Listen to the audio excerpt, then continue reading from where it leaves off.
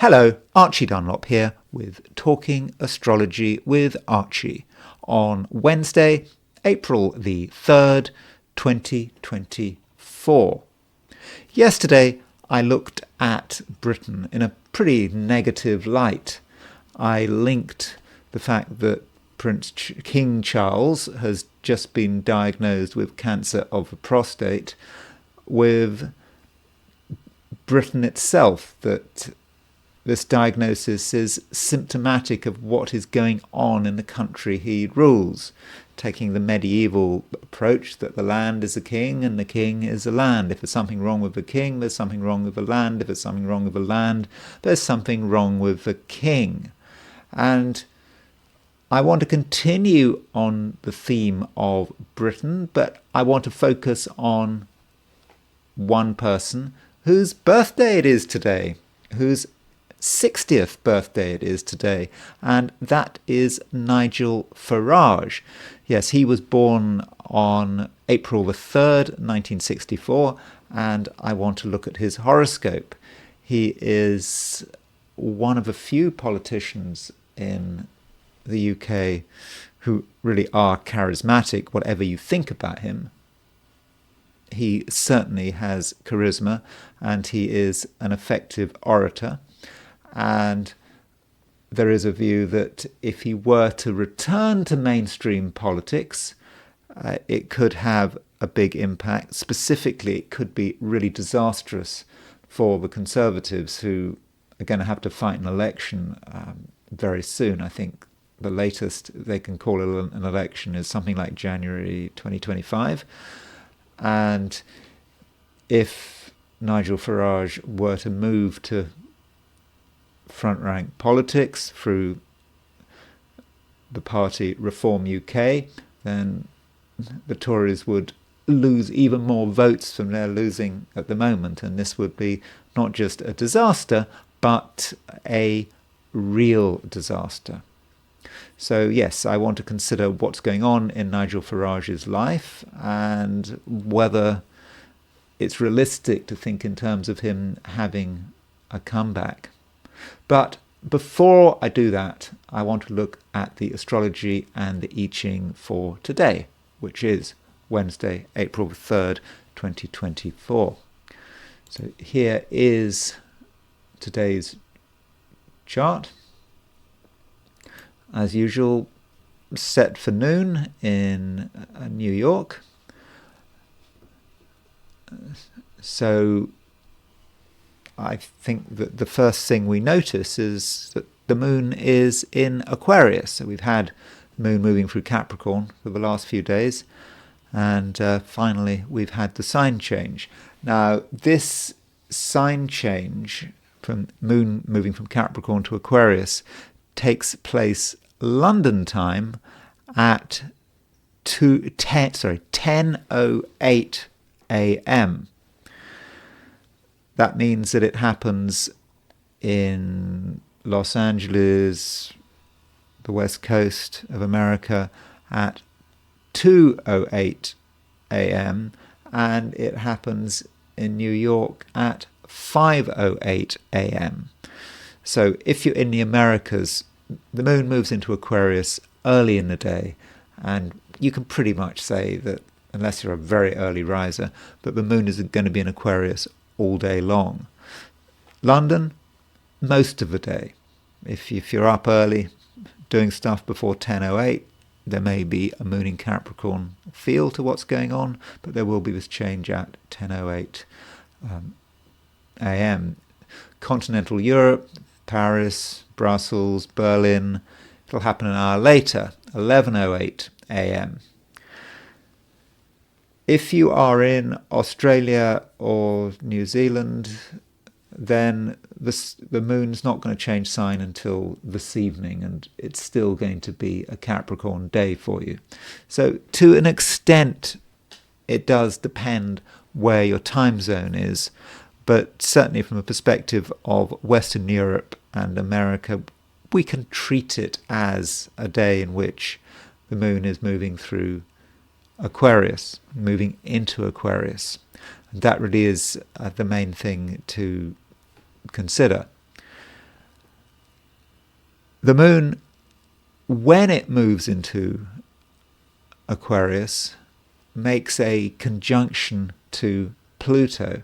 And I think wherever you are on Earth, even if you're in Australia and New Zealand, you're going to feel the fact that the moon is close to Pluto.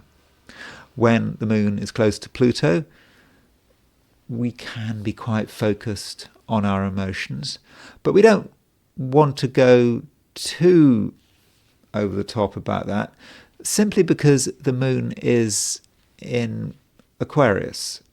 Aquarius is not the most emotional sign.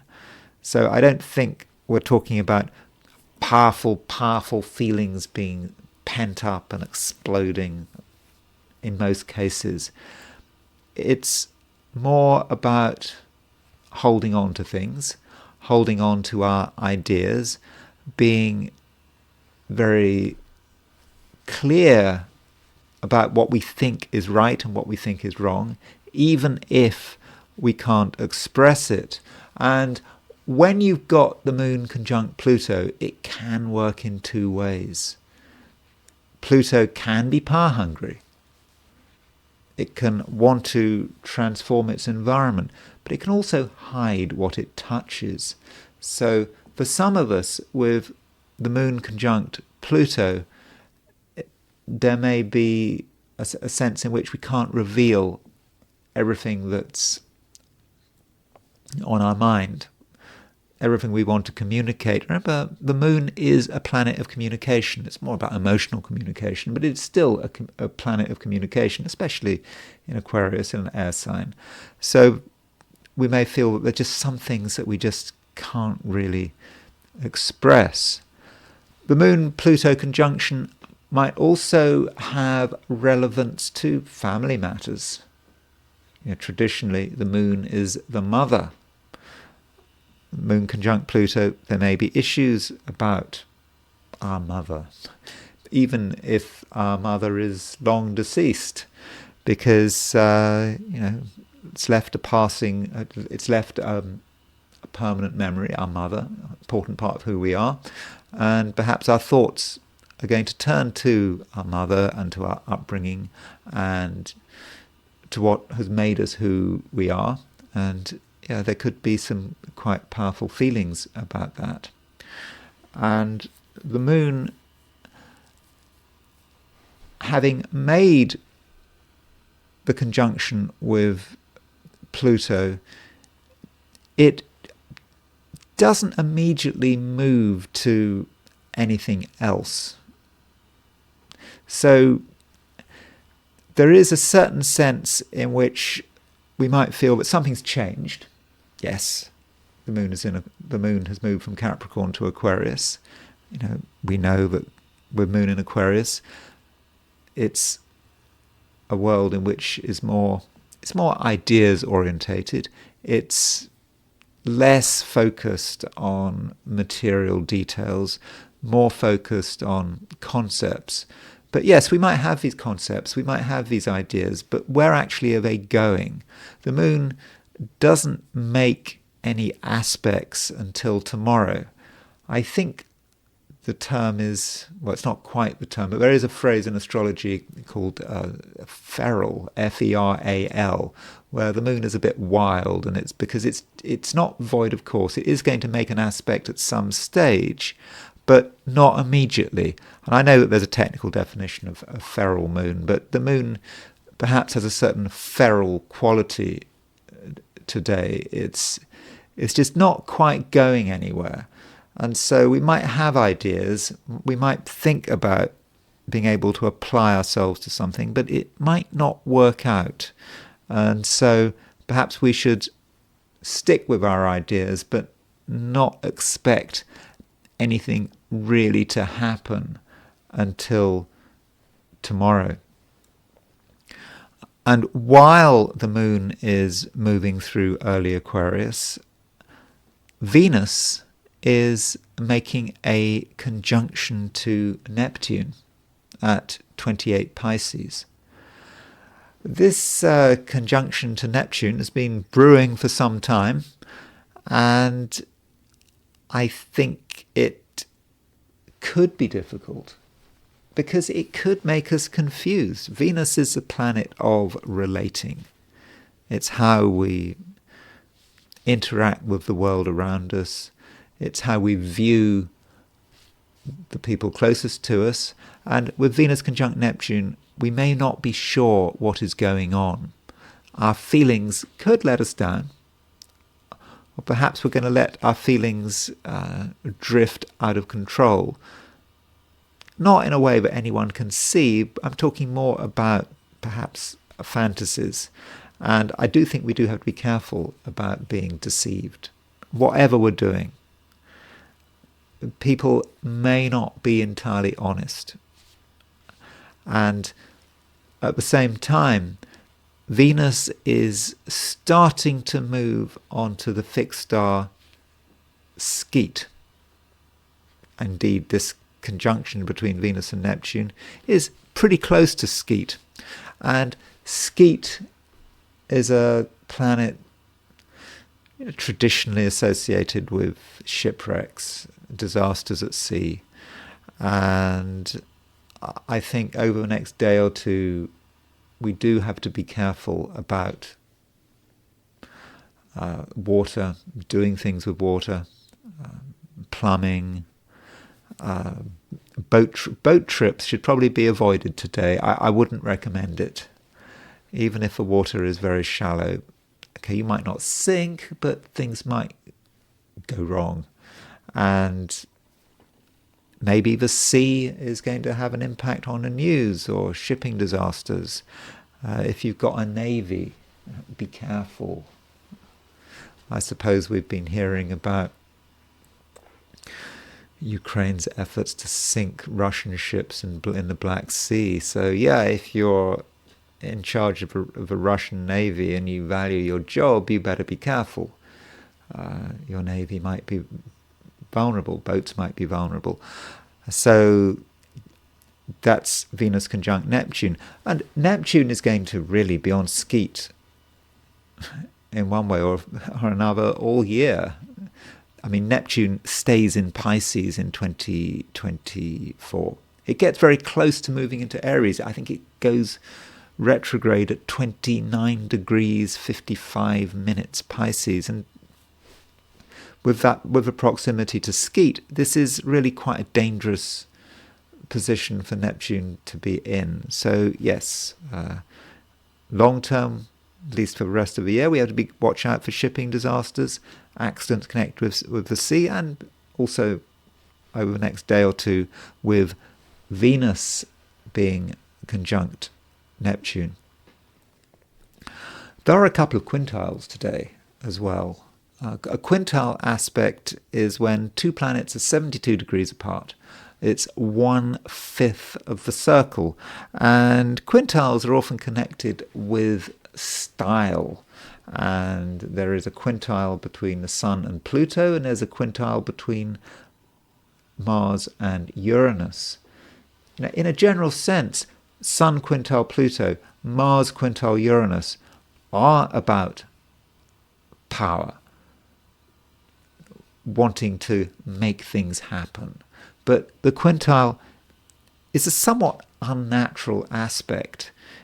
So with these two quintiles, people are going to be making a special effort to have an assertive, transformative style. People claiming that they can make things happen, promising that they can make things happen, presenting themselves, even dressing in a way that suggests that they're the kind of people that can make things happen. Maybe that's us. Maybe we feel that we need to make a real effort to adopt an assertive style. But I am talking about style. And style can be skin deep. If it's really put to the test, there could be issues. So Sun, quintile Pluto, someone giving the impression that they can transform the world with the power of their personality. But can he really do it? I think it may not be as easy as they claim. And we shouldn't be fooled by people's style. So if someone comes over as being a powerful person, you meet a powerful person today, consider the possibility that they're not anything like as powerful as they claim to be. And in certain cases, with the Mars quintile Uranus, in our attempt to seem in a strong position, we could cause disaster and accidents. That's because Mars quintile Uranus as a pair can be about accidents, mishaps. And so if we try too hard, there could be bad results. So I think we have to an extent, take it easy. And that Mars quintile Uranus is especially important because the Sun is on the Mars-Uranus midpoint. So you can see that Mars is at 9, at the moment is at 9 Pisces, and Uranus is at 20 Taurus. So there is the quintile aspect, and you have got the Sun making a midpoint the Sun is on the Mars-Uranus midpoint. So the Sun being on the Mars-Uranus midpoint at a time when Mars-Uranus are already in quintile really makes that Mars-Uranus strong.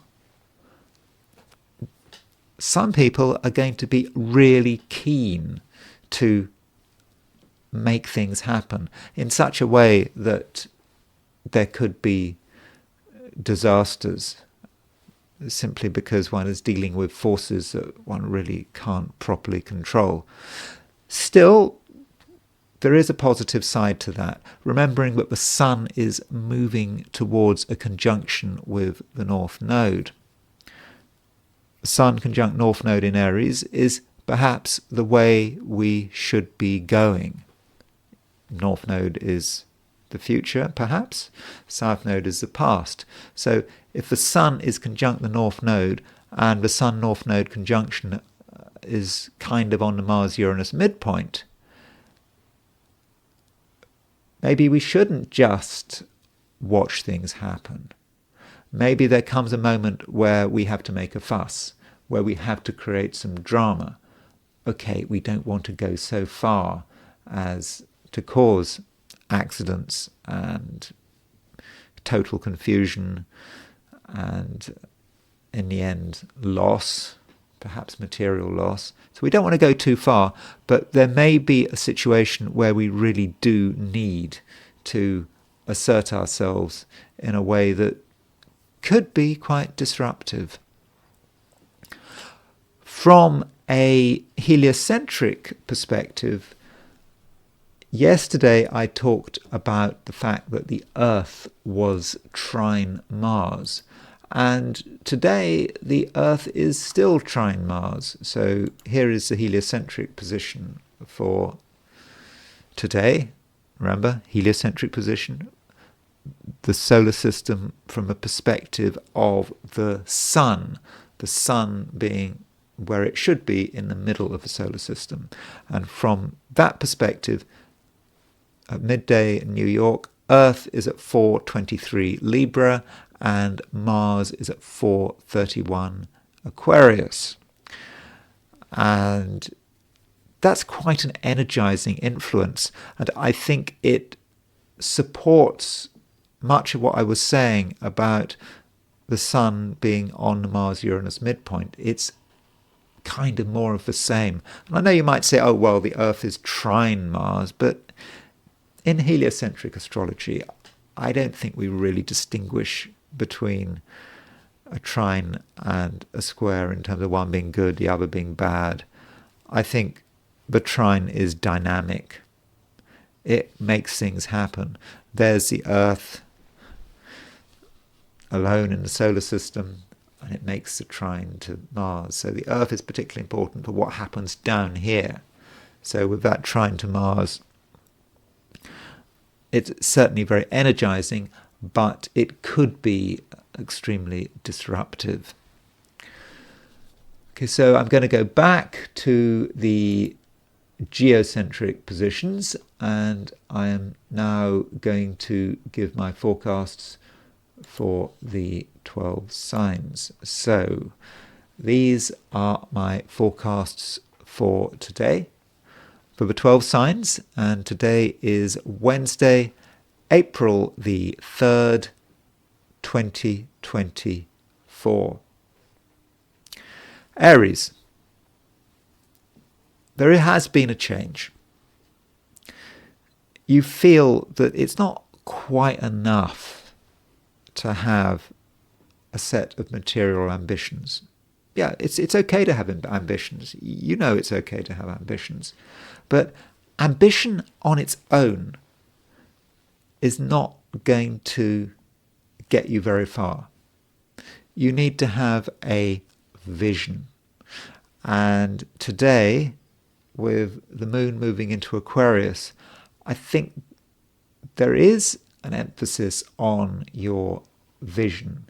You're thinking about how would you like the world to be? What kind of future do you envision for yourself? And I think that you're very aware of the gap between what you'd like the world to be and what the world actually is. And so you might be keen to just get things moving.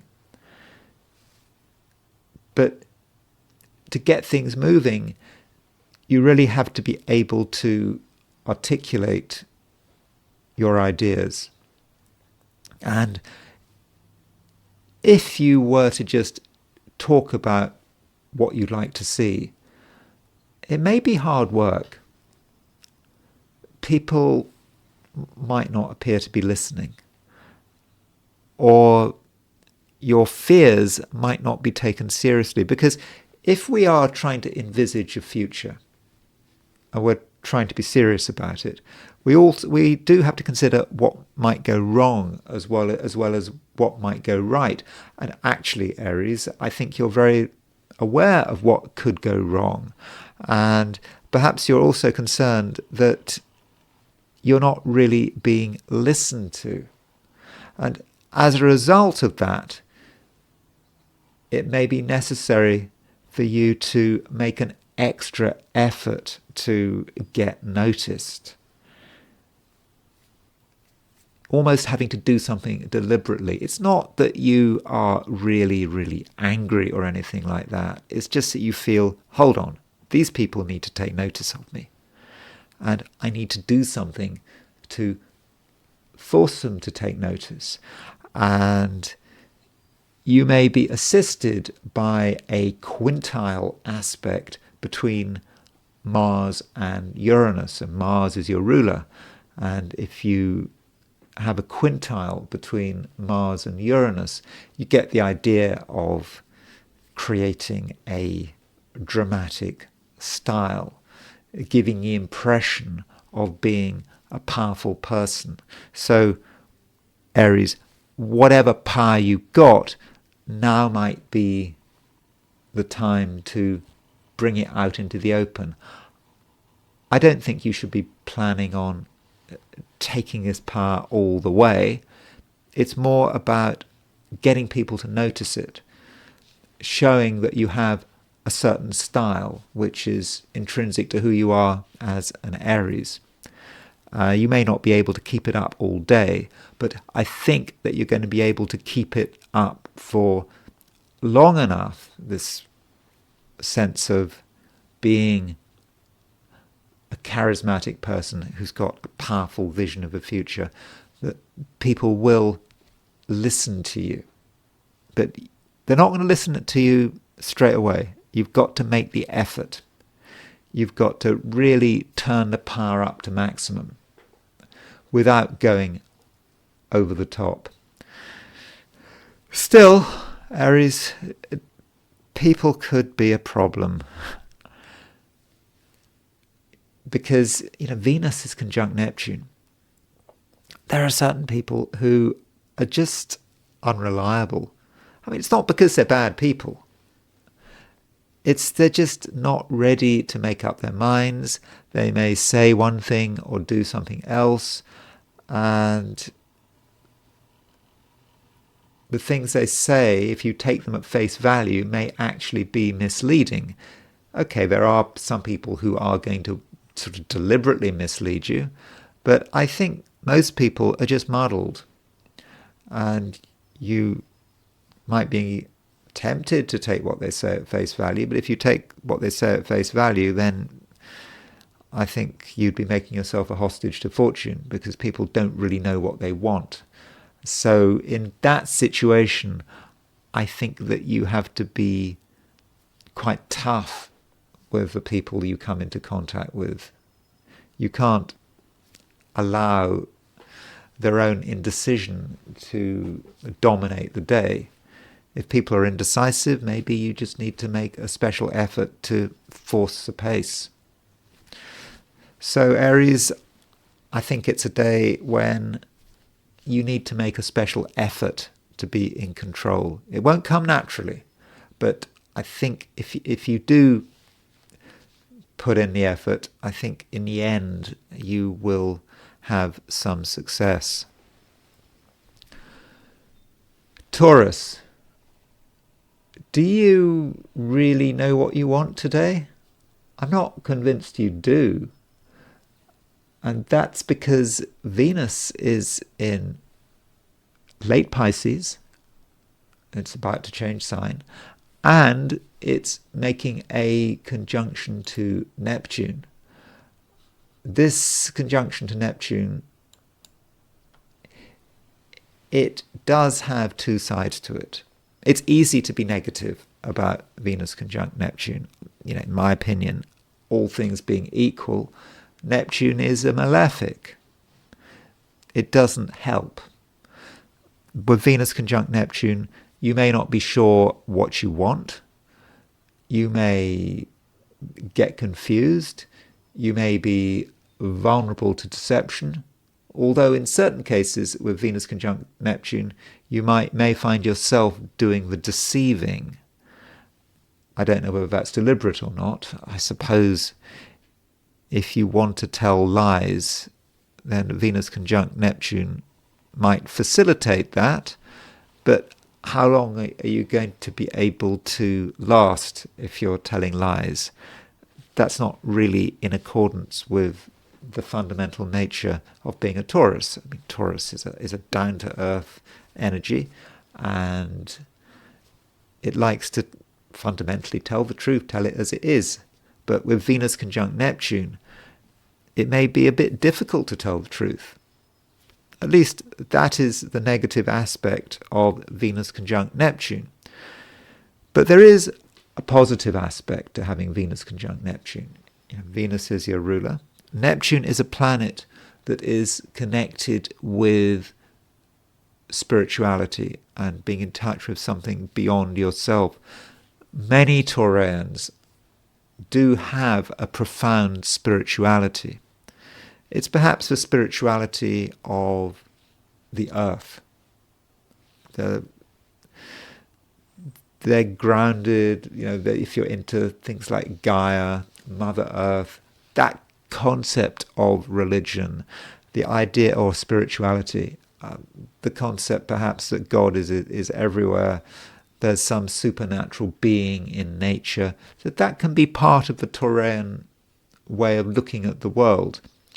And I suppose, given you are watching me now, or at least listening to me, that suggests that you do have a certain amount of spirituality. I mean, I'm not claiming to be of any spiritual value whatsoever.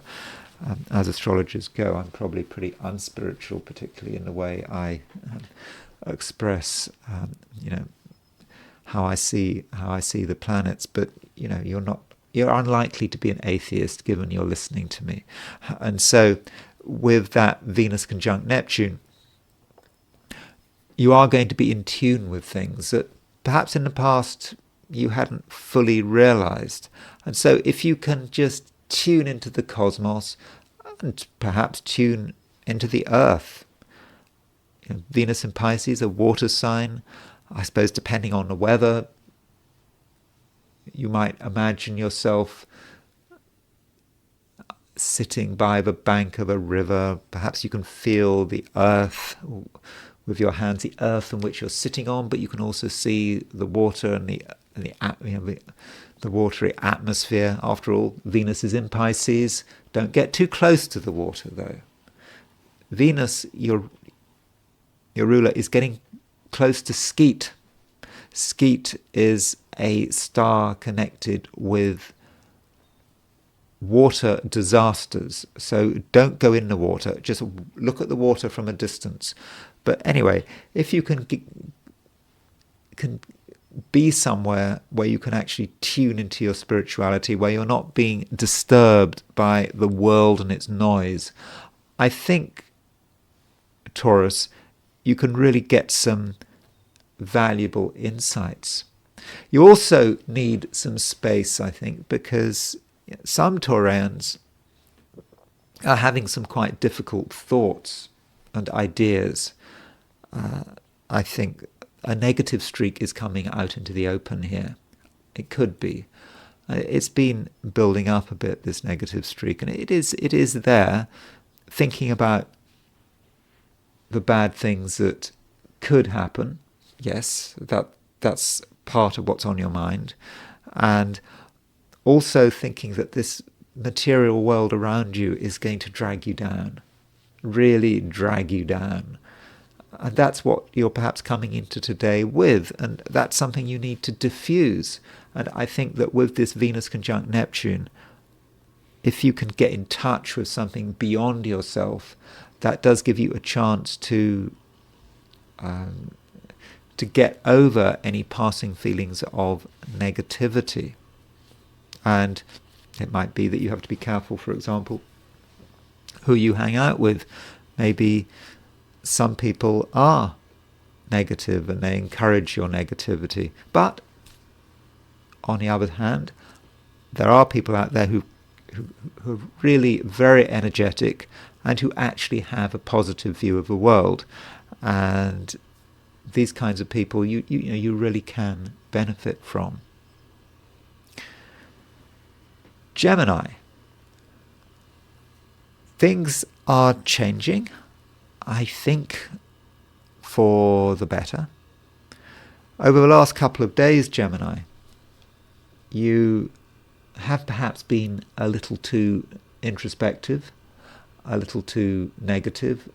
You also had the event of Mercury going retrograde. That point when Mercury went stationary retrograde may have been a little disturbing for you. After all, Mercury is your ruler, and so that point when Mercury comes to an absolute standstill as it prepares to go retrograde, it can be quite disconcerting for you, and you just don't quite know how to respond to the situation.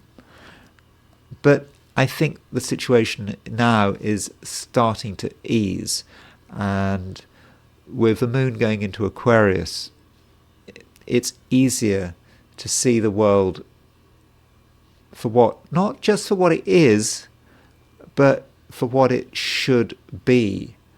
And that is perhaps because you're getting a bit of perspective. You can stand back, see the world as a whole, and you can consider perhaps some of your fundamental ideas about the world. Ideas are important, and it's nice that the moon has gone into an air sign. Gemini is an air sign, and for a time there have been no planets in air signs, unless you count the South Node and Pluto. Pluto is a generational planet, so I wouldn't count Pluto in an air sign as having any big impact on a personal level. But now the moon has gone into Aquarius, Gemini, I think you've got more room to breathe. And at the same time, I think you're aware that you have choices. But because the moon is conjunct Pluto, today there may be a challenge to be passionate about something. And I'm thinking particularly of ideas. Believing in something. Believing in something that perhaps can make the world a better place. Because Geminis actually have quite a problem with ideas because they keep moving. You might think that you've sorted everything out, that you've got some grand philosophy for understanding the world and its problems. On one day, perhaps you've read something or heard something, oh, that's impressive, I've sorted myself out from an ideological perspective. And the next day, things change. So Geminis do change and ideas change. And if ideas change too regularly, then you might end up getting nowhere. You might feel that you're adrift, that you have no real understanding of the world because your understanding keeps changing. And so today, with the moon conjunct Pluto, perhaps you have to ask yourself, what is precious? What is true? I know we're not supposed to think about truth now in the sort of post-truth, postmodern age in which we live in. But all of us as individuals have truths. They may not be truths to anyone else, but you have your own truth, Gemini. And today, I think you need to start to recognize what that truth actually is.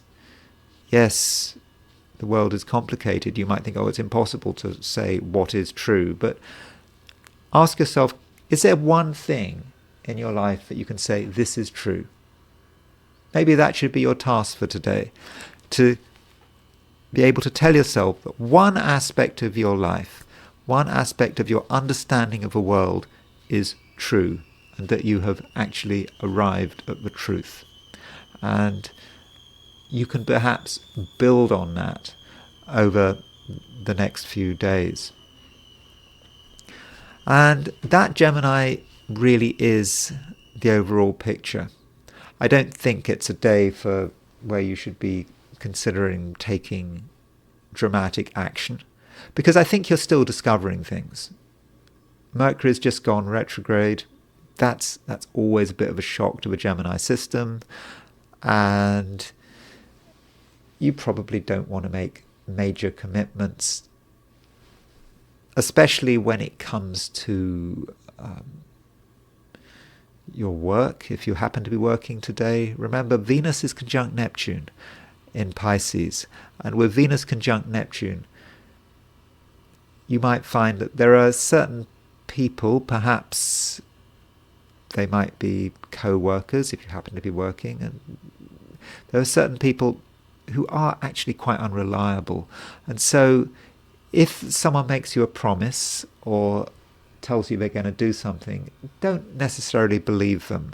And if they appear to let you down, don't take it personally. It's that kind of day with Venus conjunct Neptune where certain people said, especially in an organizational and a working environment, where certain people could let you down. But as I said, it needn't be a big deal.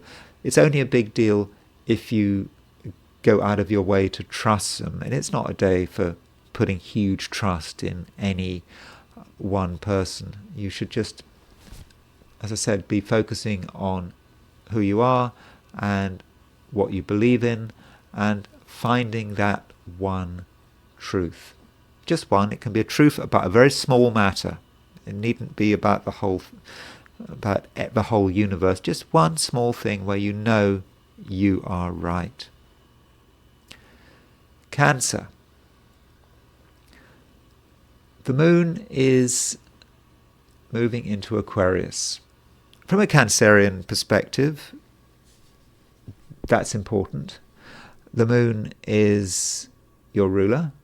So, we do have to track what the moon is doing if we want to understand what's going on in the Cancerian life.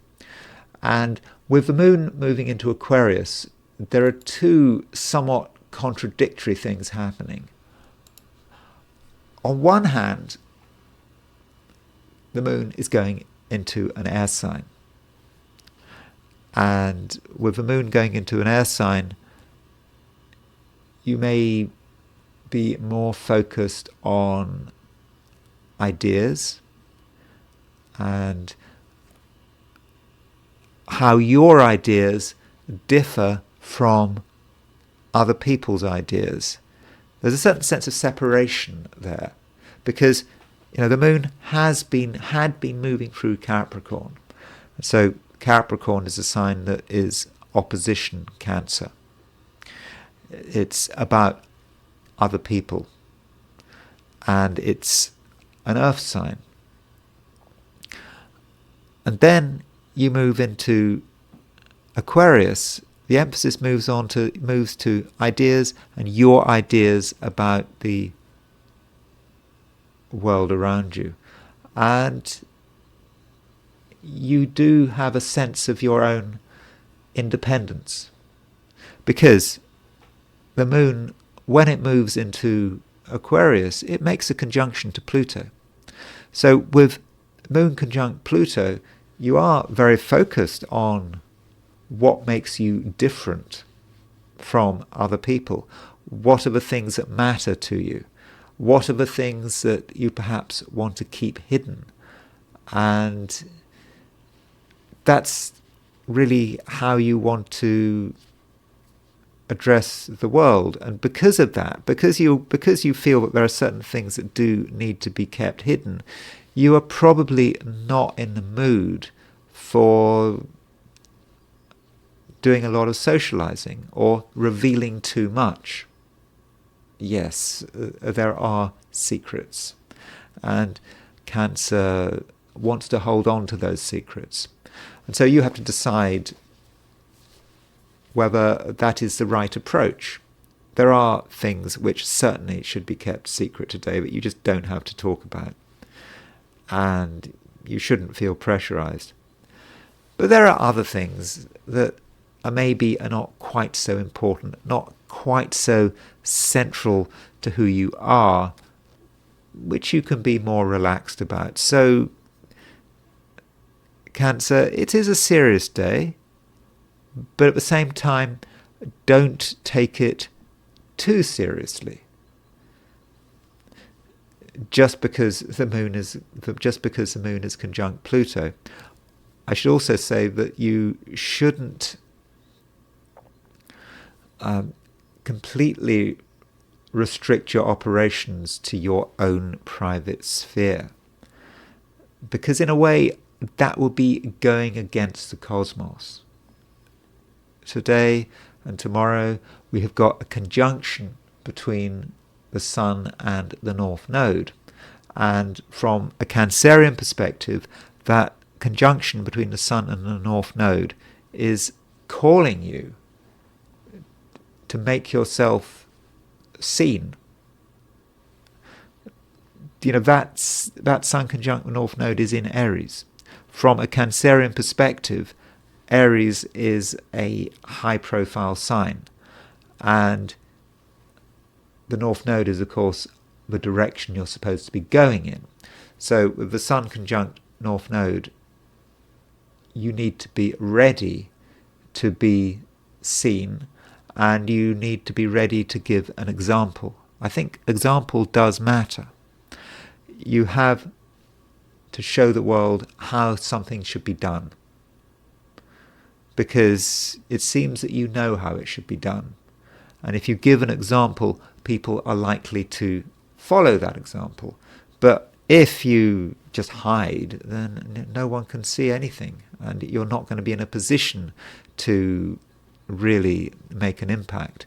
And I think that would be a shame. But possibly today, you don't have to worry so much about it.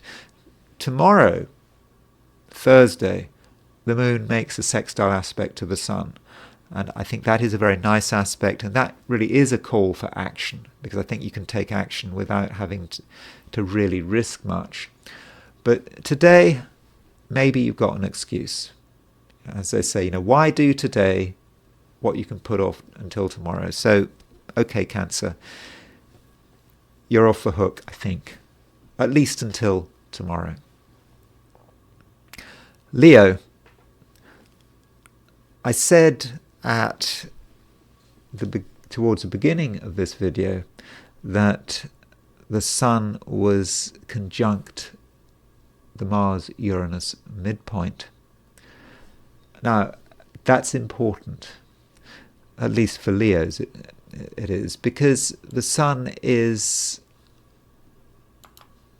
your ruler.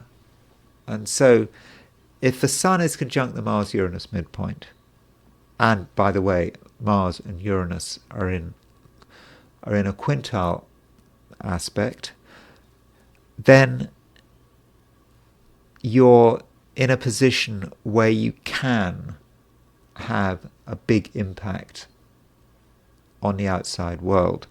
But the question is, will that impact be fortunate, or will it be destructive? Or could it be both? Mars-Uranus as a pair can be quite violent. They're often associated with machines going wrong. So it's certainly true that you have to be very careful with machinery.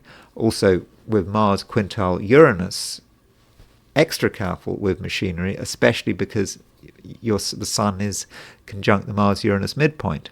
So yes, you have to be careful with machinery. At the same time, if you feel that something is wrong, then I think that you're going to be pressurized to make a change. And if you want to make a change now, it's not really enough to just politely ask for it. You actually have to make something happen. And that is the Sun conjunct Mars-Uranus midpoint. Leo being super assertive and demanding attention. Okay, that shouldn't be such a problem for a Leo. I mean, Leos do like attention.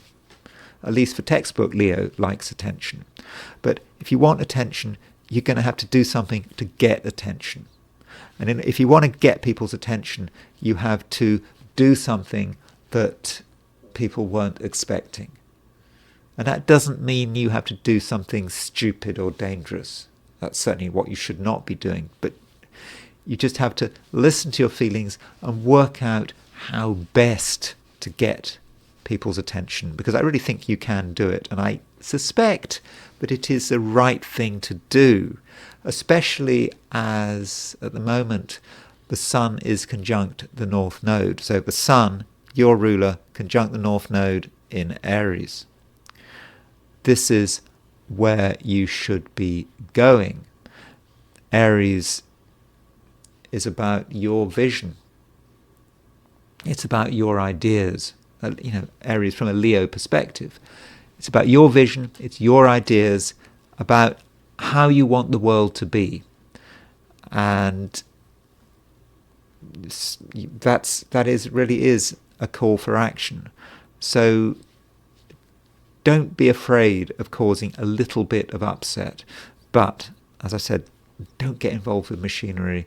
If you're driving today, be extra careful. Maybe you don't need to drive. But if you are driving, be careful. Any form of machinery, if it's not essential for you to use a piece of machinery today, then I would suggest that you don't use it. One final thing I should talk about is relationships. Today there is a conjunction between the Moon and Uranus. This is particularly important if you are in the Americas or Europe, perhaps the Middle East. If you're in Australia, New Zealand, East Asia, maybe not quite so important. But with this moon conjunct Venus, moon conjunct Pluto in Aquarius, Aquarius is your opposite sign. And you may find that some people can't be ignored, but at the same time, they're not necessarily helpful because they're clinging on to something and they're not going to let go of it. And in the process, they may be taking up a lot of your time, or they could be taking up a lot of your time because people are not prepared to compromise. So what do you do with people who are really stuck in their ways, who are just refusing to make change? You might get sucked in to their inflexibility. That's one approach. Or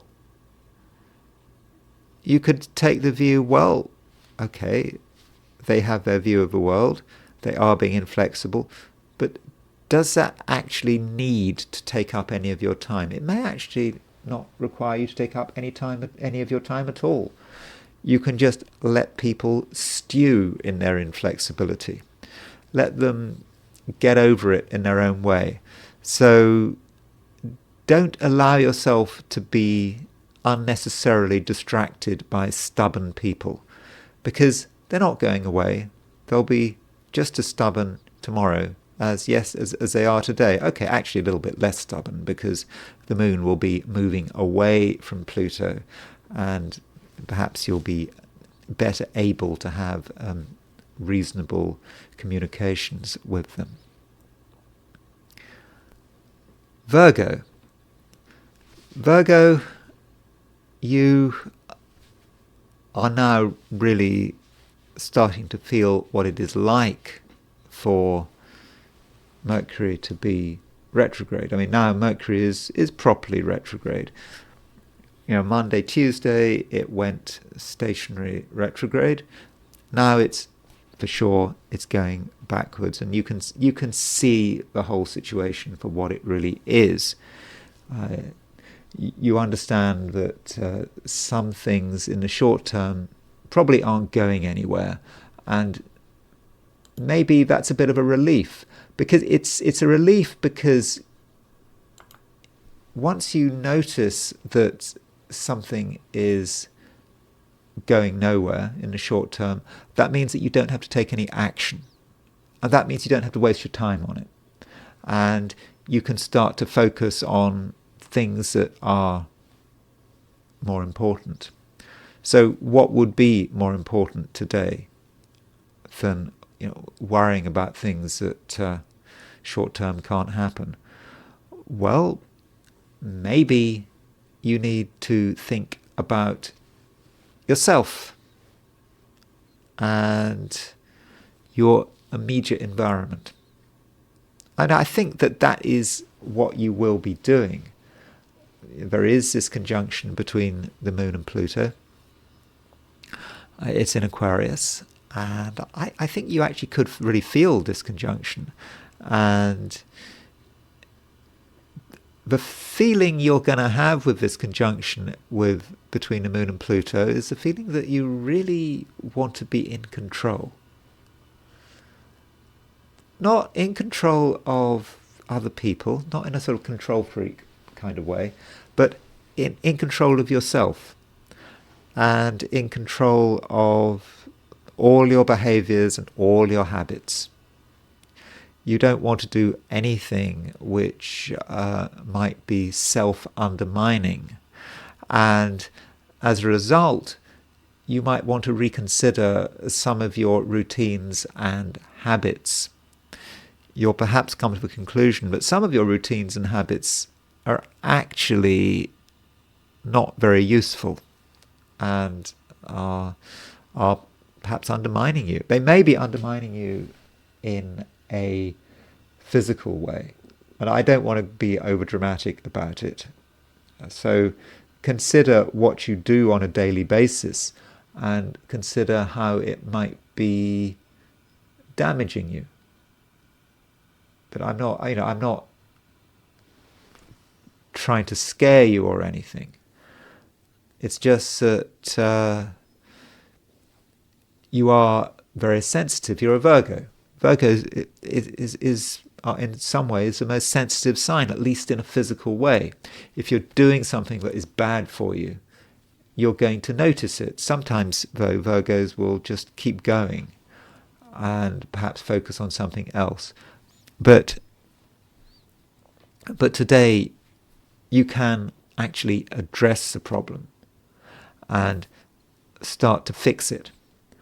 So that could be, I don't know, could be a habit relating to what you're eating, what you're drinking, I suppose drugs. Obviously, I'm not talking about prescription medication. I'm not giving medical advice. If you're, I don't know, smoking marijuana every day, is that a good thing to do? I mean, I suppose some people are smoking marijuana every day. I mean, I'm in Washington State.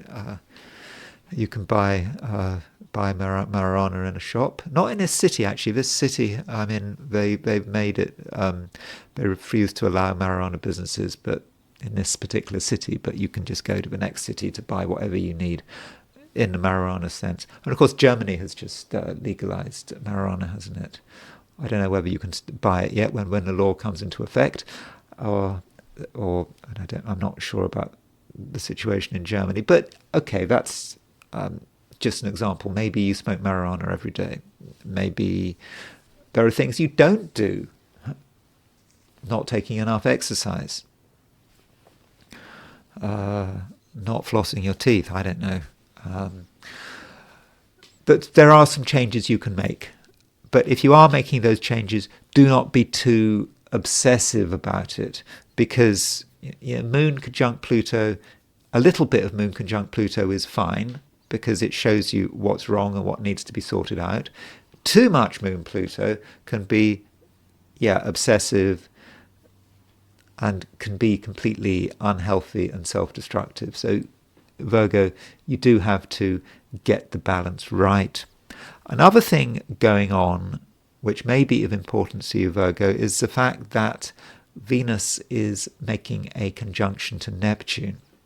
And this conjunction to Neptune is in Pisces. In other words, it's in your opposite sign. And it may say something about the various relationships you're in. Someone is not perhaps being as honest and reliable as they should be. They may be creating a little bit of a smokescreen. And as soon as you see someone start to create a smokescreen, you need to be careful. Once a smokescreen goes up, it's going to be very difficult to work out what's happening. But you also have to ask, why would someone set up a smokescreen? What are they protecting themselves against? What do they think they are protecting themselves against? And I think that at a certain stage, you might realize that someone is hiding something. I'm not trying to make you paranoid, by the way. We all hide things. People can hide the most trivial things. They just don't want people to know. We all do it. But it does seem that someone is hiding something. They don't want you to know about it.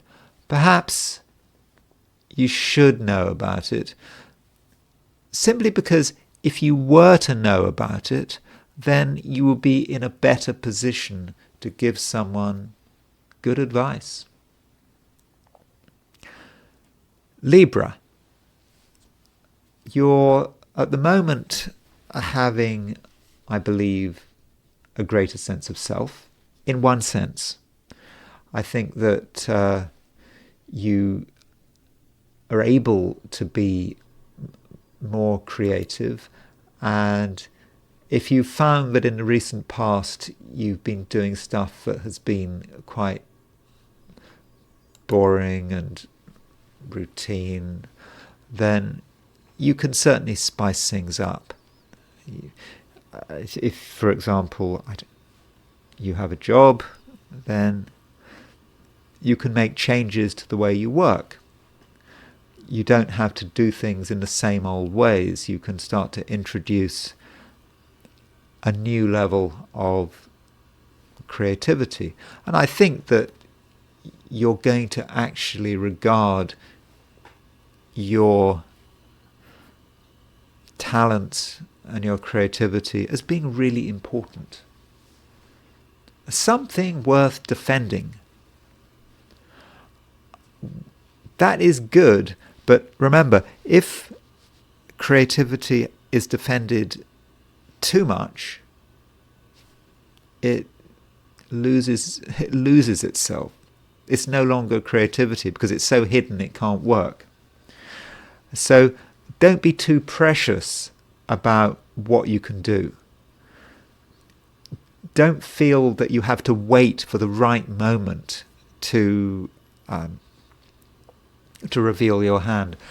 I don't know if you play Scrabble, but it's like with Scrabble, if you play Scrabble, you might have these really high-scoring letters, and you're waiting for the right moment to put these high-scoring letters on the board. You're just waiting for that perfect word that gives you a fantastic score, and you keep waiting, and it just doesn't happen. It doesn't happen, and then it's the end of the game, and you've lost the opportunity. So don't hang on to your letters for ages, because then you just miss the moment. So if you've got something to contribute, you might feel, oh, well, there would be a better opportunity to contribute later. Everything's not quite perfect. I think I'm going to wait. I would not recommend that course of action. If you see a chance to contribute, and even if it's something quite small, apparently trivial, then I think you should go for it.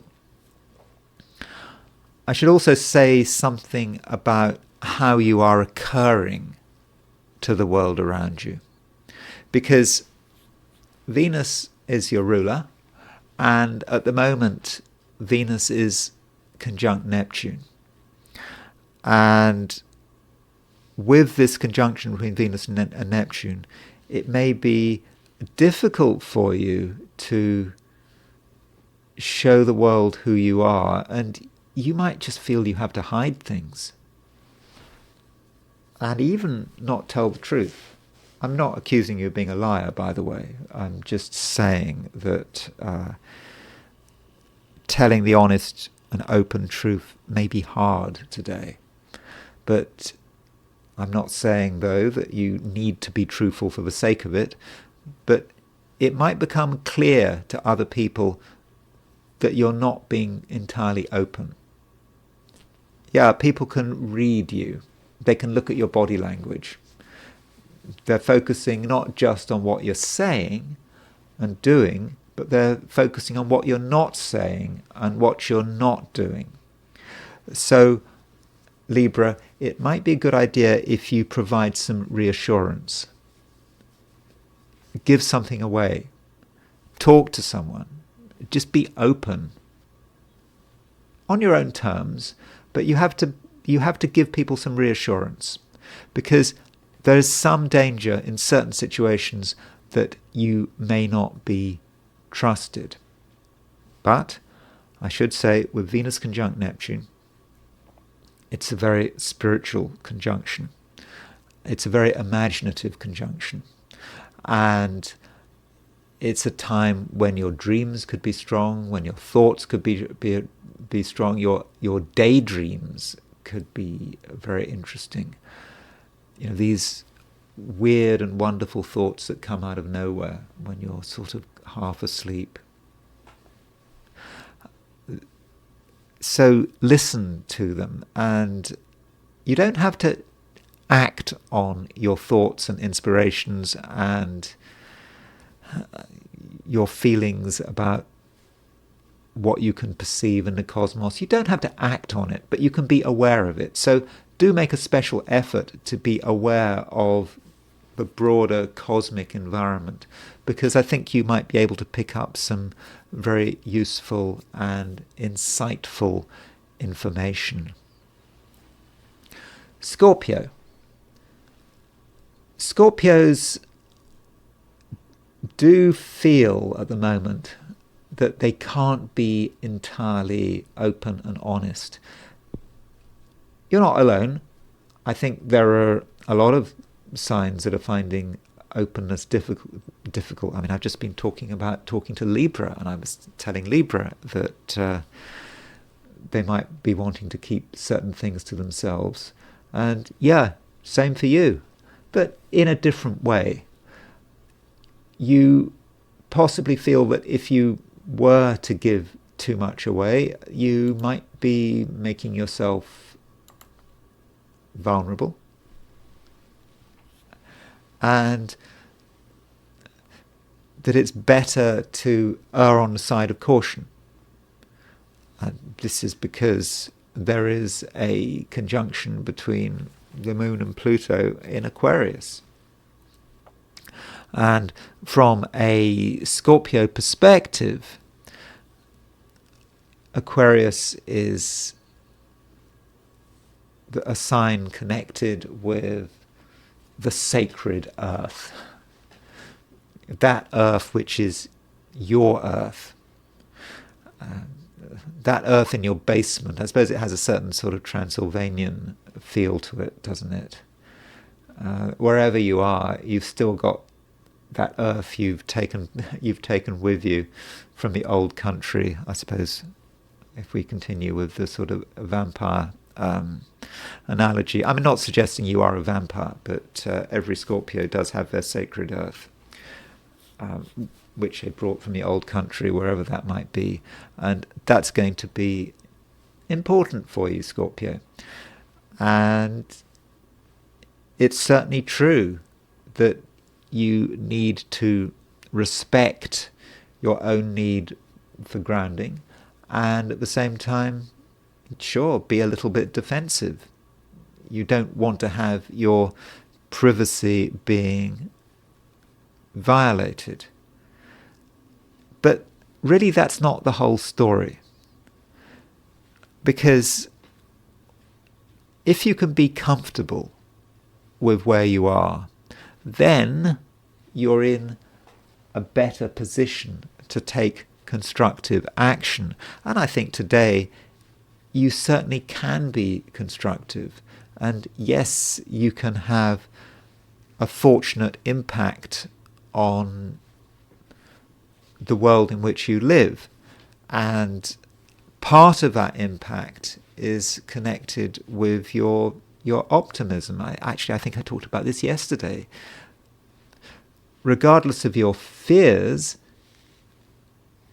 you have this fundamental optimism that can actually be quite infectious if you're able to push it out, if you're able to tell people about what you believe can happen in the future in a positive and constructive way. Yes, I think that people will listen to you. Now, getting people to listen to you may be a little bit difficult at first. That might be about your own hesitancy. But once you fully engage yourself and almost engage your sense of drama, there's nothing wrong with having a little bit of a sense of drama, then sooner or later you are really going to have a powerful impact. And of course that's what Scorpios want. If Scorpios are being powerful, they know they're okay. Power is important to Scorpios. And that power perhaps comes from your sacred earth. If you are absolutely confident of your ground, then there is really very little that you can't achieve. I should, though, say that Venus is making a conjunction to Neptune. That's important because Venus rules Taurus, and so Taurus is your opposite sign. So if Venus is conjunct Neptune, that may say something about the people you're having to deal with. Not everyone is being straight with you. And that is something that Scorpios hate. Scorpios really want people to be open and honest, even if they themselves are not being open and honest. But you want people to be straightforward. And some people are not being straightforward. And that could make you annoyed. But maybe you need to be a little patient. This Venus conjunct Neptune is just the way it is. That's what's happening today. And some people are distracted. They can't make up their mind. They don't know what to communicate. They don't know they don't know what not to communicate. And maybe you should just be a little tolerant. Allow people to be confused. Allow people to give mixed messages. And if you don't take their messages seriously and you take the view, well, they're probably mixed, so let's wait until they become unmixed, that's probably the right approach. So in that sense, I think it's important to be tolerant and even a little bit forgiving. A little bit forgiving. You don't have to be too forgiving, but just being a bit forgiving. More forgiving than Scorpios usually are. Sagittarius.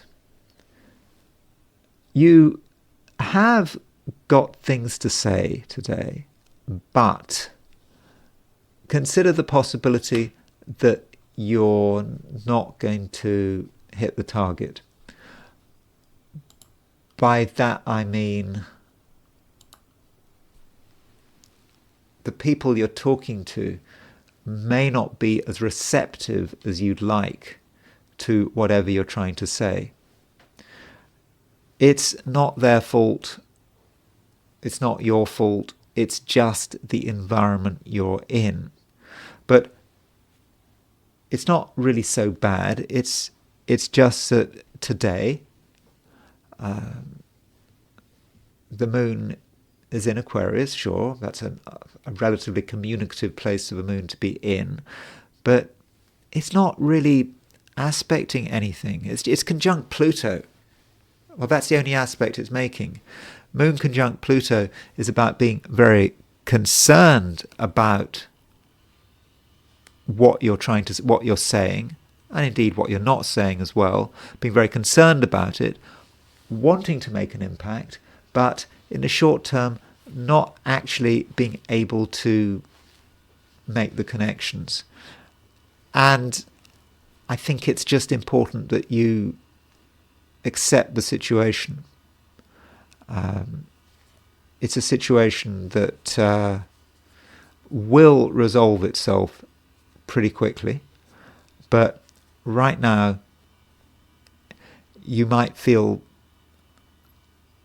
I suppose it could be a certain sense of powerlessness, but it's a very short-term powerlessness. And it's only you're only going to feel powerlessness if you are trying hard to make an impact in a social world. Yes, if you're trying to do that, then you'll be wondering why are you doing what you're doing? You're not getting anywhere.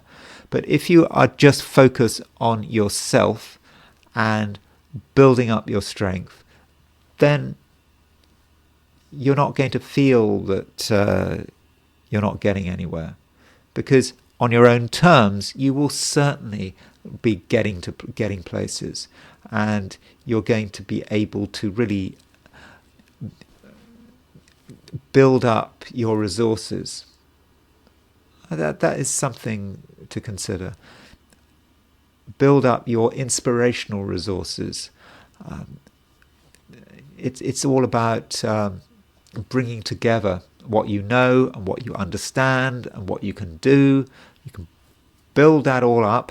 That's something you should be doing today. The sun is in Aries. It's a fire sign, a very inspirational place from a Sagittarian perspective. The sun is conjunct the North Node, which is a direction you should be going to. It's about your inspirations. It's not about other people's inspirations. It's about what you can do, what you can do, full stop. It's not about what you can't do, it's what you can do. And in the first instance, it's a private process, building this all up.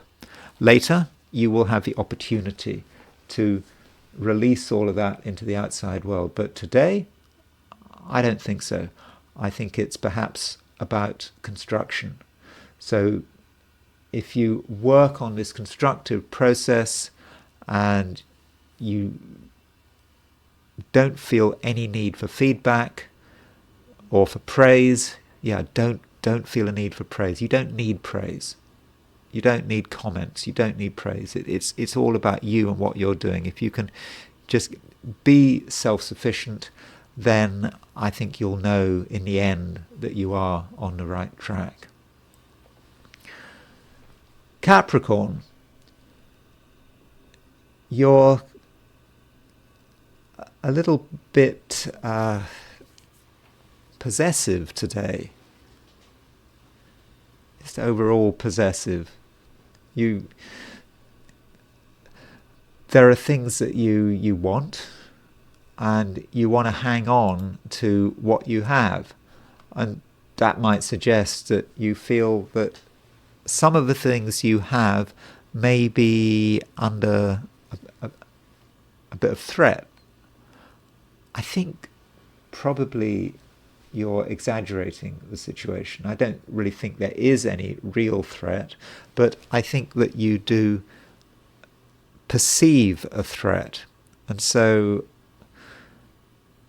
you may not be particularly trusting. I'm not saying that's necessarily a problem. Maybe it's okay not to be trusting.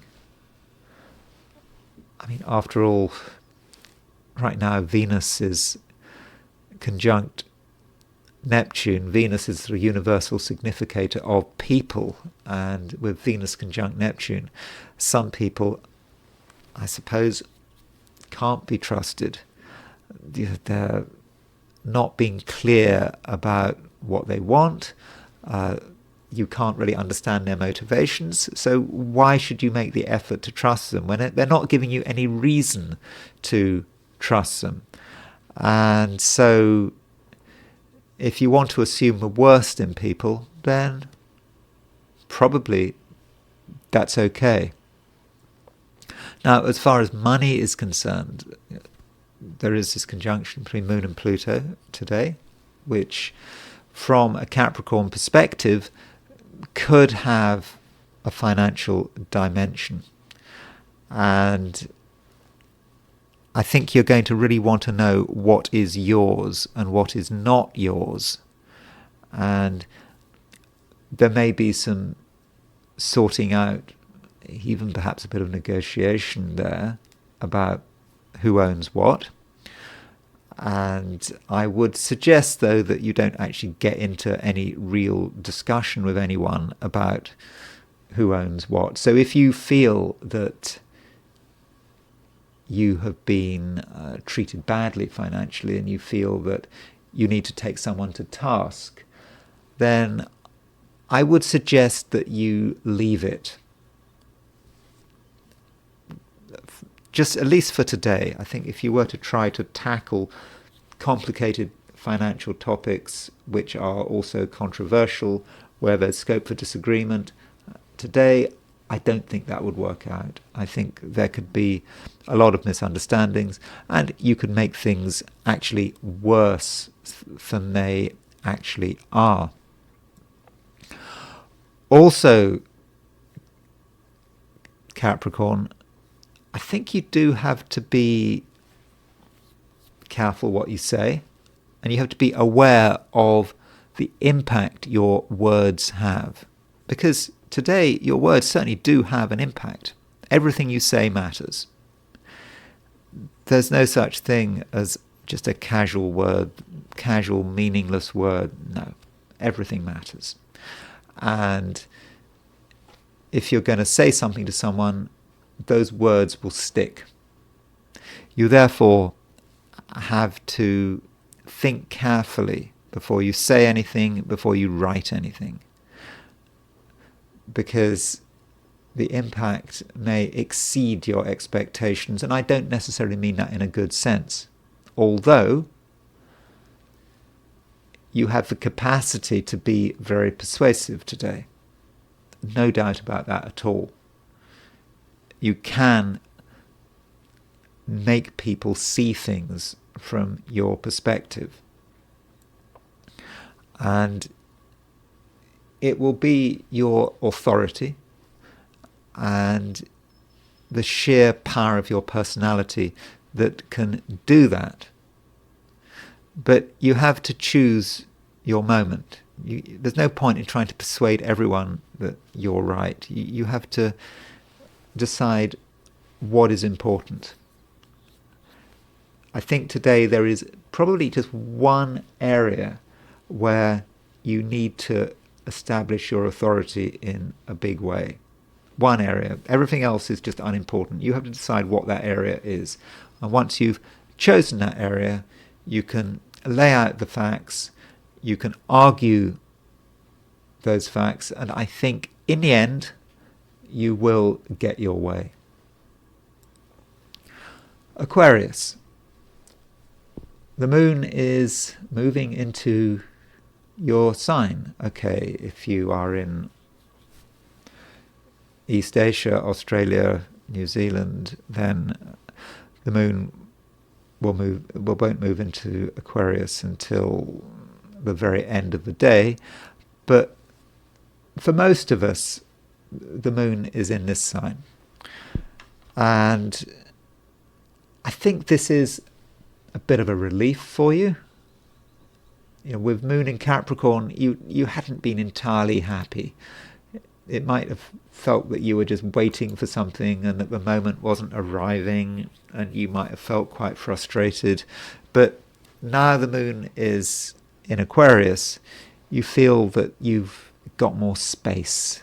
You've got more room to assert yourself, and also more room to think, because ideas are important for Aquarians, and you need to think about what is possible, and you also need to give yourself some space, sort of intellectual space, where you don't have to worry about what other people are thinking. You can start to have your own ideas, and I think your own ideas are going to be very important today, because the moon is making a conjunction to Pluto.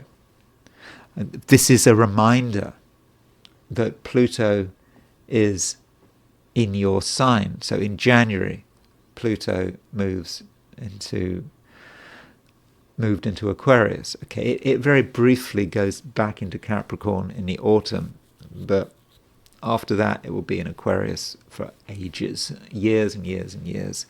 And this conjunction between the moon and Pluto is a reminder of this change, or it should be a reminder of this change. Today, when you look at the world, when you look at what's happening in the world, you will see that it is a completely new world. The way technology is being used, the way politicians are behaving, you're aware of all of this, and that perhaps allows you to start to sort of think about how you want to respond to it. You have your own individual way of doing it. Think about how technology is impacting you, or how governments are impacting you. All the things that in the past have been trying to interfere with your independence, just consider it. Consider how they're all impacting you. And I think with the moon conjunct Pluto, you will be very aware of it all. And I think that in that sense, it's actually going to be quite empowering. But it's nothing that has to be advertised.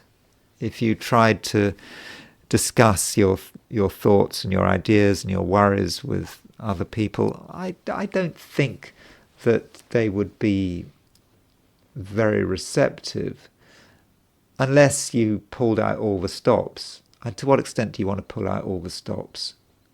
Okay, if you really, really want to persuade someone that you're right, that your way is the right way, then yes, you can do it.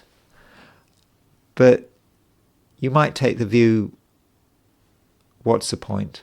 But it may be necessary. If someone needs to be persuaded, and I said the same thing to Capricorn, I say the same thing to you. If you really need to persuade someone of something, then you can do it. It may not be a particularly pleasant process, though.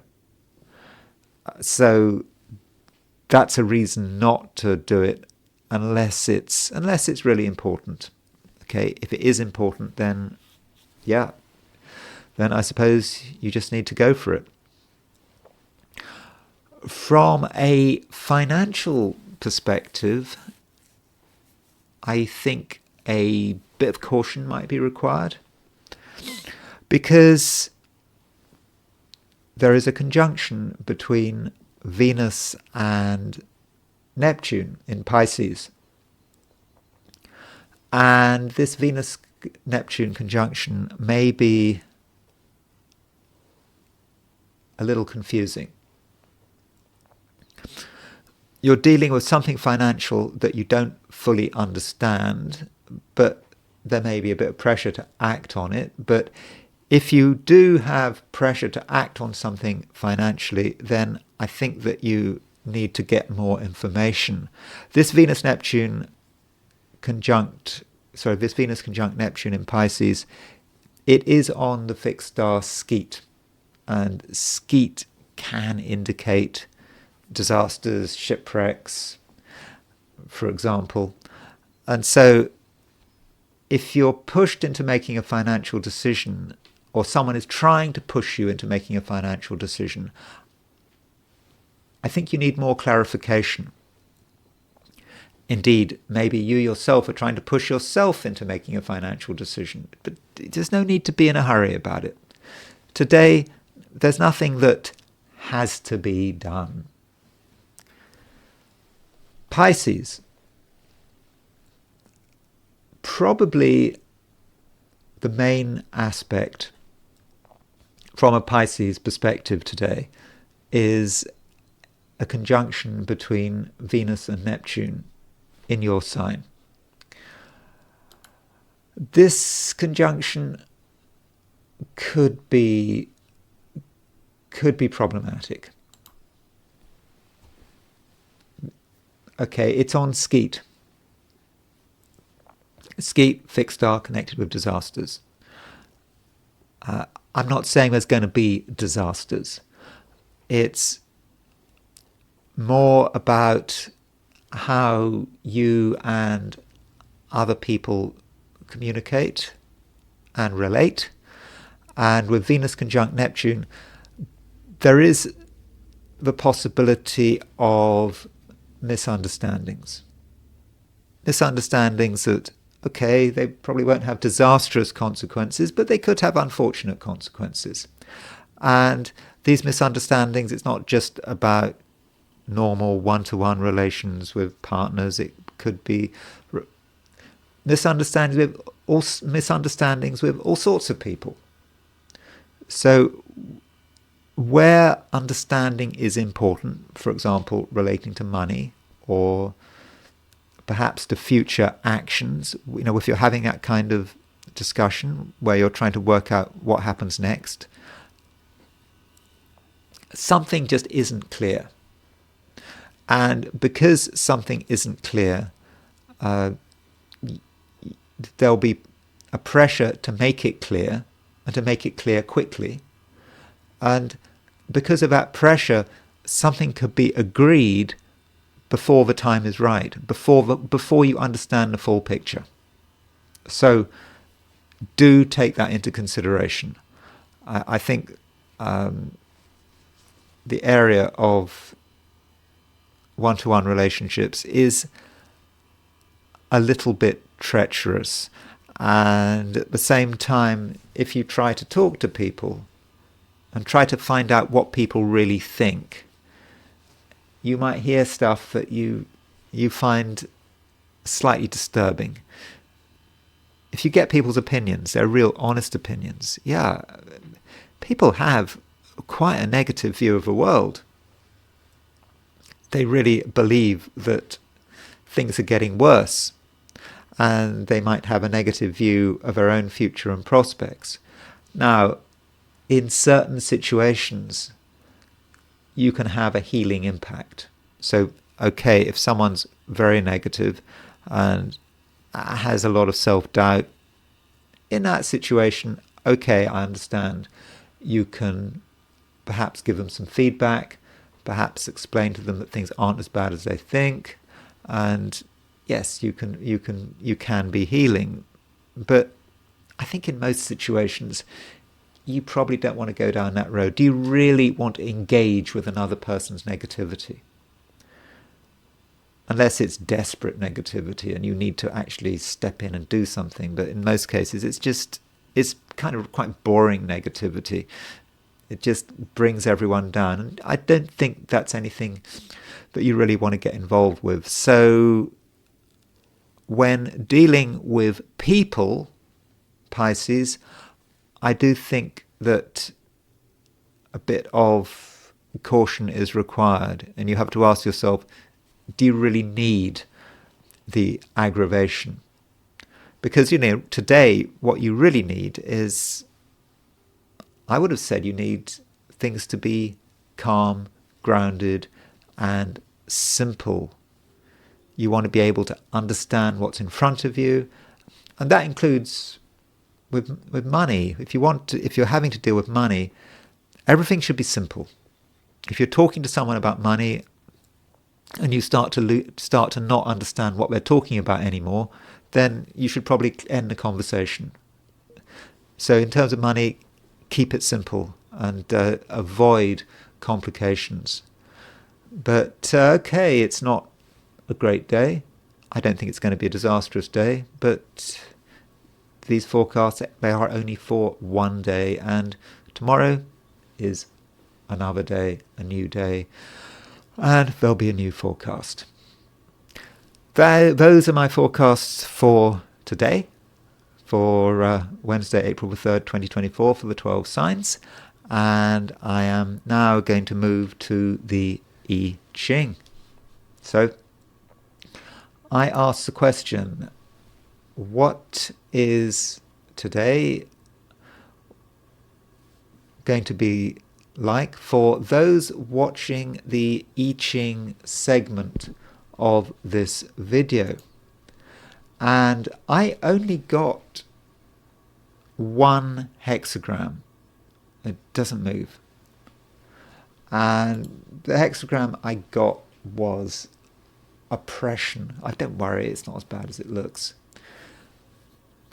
This hexagram does come up quite often, and it's really about a situation where it's actually quite difficult to get anything done, and we might feel that other people's attitude is less than helpful.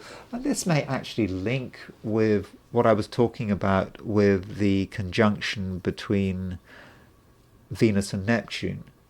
I didn't think that this conjunction between Venus and Neptune was particularly helpful. People are not going to be very clear about what they want. They're not going to be open about their opinions. And oppression, yes, this is how we feel. And I've talked about issues with water damage, and you can actually see the water damage in this hexagram, because the top three lines represent a lake and the bottom three lines represent the abyss. So you've got the image of a lake with a great hole in the lake, and all the water is flowing out of the lake. What's that? Something like a sinkhole or something like that. And while I'm not saying we're going to see water disasters today, it's kind of more of the same with that. It connects with that Venus conjunct Neptune. And so we may not get much help, and everything is going to be hard work.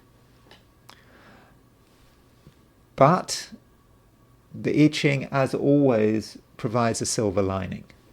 Yes, it tells us that we're not going to get much cooperation, but it also tells us that through our oppression, through having to deal with an unhelpful environment, we're going to be strengthened.